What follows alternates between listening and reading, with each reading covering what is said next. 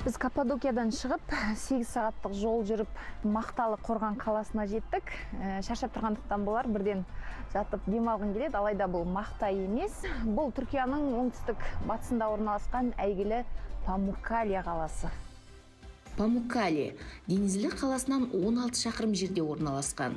Егер ұшақпен келсеңіз, небәрі 7 лираға 2 орталықта автобус жүреді. Бұл жерде де әуе шарына отыруға болады. Бірақ туристер жер астынан шыққан шипалы бұлақтарды көргенде шарға аса уақыт бөлгісі келмейтін сияқты. Өздеріңіз байқағандай айнала өте әппақ. Бұл бірақ Мақтай емес, бұның бәрі кальций. Өйткені жер астынан шығатын жылы бұлақтармен ерекшеленетін жер екен. Ал мынау Памуккаледағы ұлттық парк. Ғажап. Қазір ең әдемі жерлеріне кіруге келдік. Бір адамға билет құны 110 лира екен. Мына жақтарыңызда бұл жасанды бассейн. Ал табиғи таудан шыққан жылы бұлақ көзі ол жоғарыда. Қазір біз сол жерге барамыз. Бұл туристерге арналған баға. Өзіңіз байқағандай жергілікті халық үшін оның құны небәрі 60 лира ғана. Тіпті балалары 10, студенттер 30 лираға кіре алады.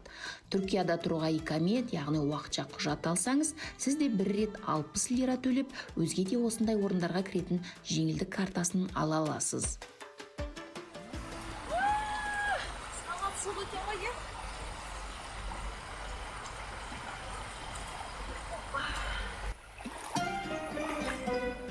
Сонымен табиғаттан түзілген бассейндерді көру үшін әлемнің түкпірінен ағылатын туристерде шек жоқ екен. Мұнда денсаулыққа пайдалы 17 түрлі минералды бұлақ бар.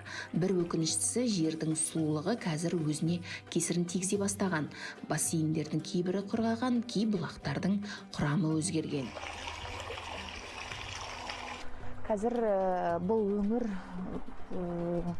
ЮНЕСКО бойынша арнайы қоршауға алынған.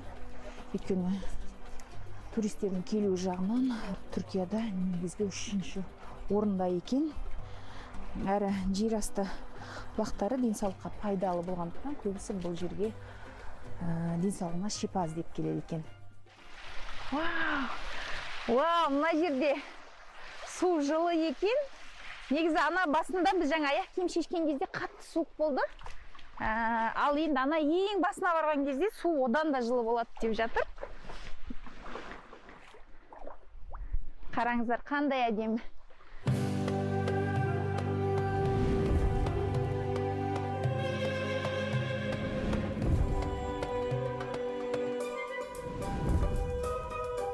Айтпақшы, бұл сапарға мен әріптесім Санат Ильяспен бірге бардым. Жалғыз жолаушы жерлестерін кездестіріп мәз болды. Алматы? Мен өзім Нұрсұлтан, Астанадан. Қалай есіміңіз? Расим Санат болады. Санат болады. Тасқама қуаныштым. Жақсы демалыңыздар. Біздің айттың ғой мына жер Қазақстан деп. Екінші Қазақстан ба бұл жер? Ай, мына табанды бар ғой, ауыртады.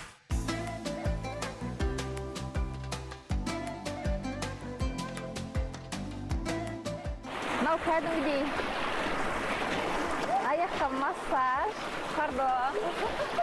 Teşekkür ederim.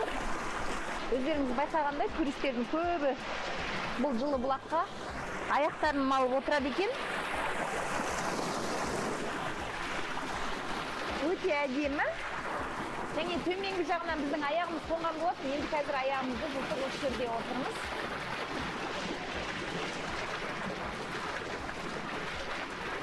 Егер бұл жаққа келетін болып жатсаңыздар, бірінші кезекте суға түсетін киім ала келіңіздер, тек қана аяқты емес, бас жағындағы бассейндерге барып суға да түсуге болады. Hello. Өздеріңіз байқағандай, бұл жердегі қызықтар осымен аяқталған жоқ. Біз келесі жолы әйгілі Клеопатра бассейні мен ежелгі Римнен қалған Иераполис қаласы туралы айтамыз.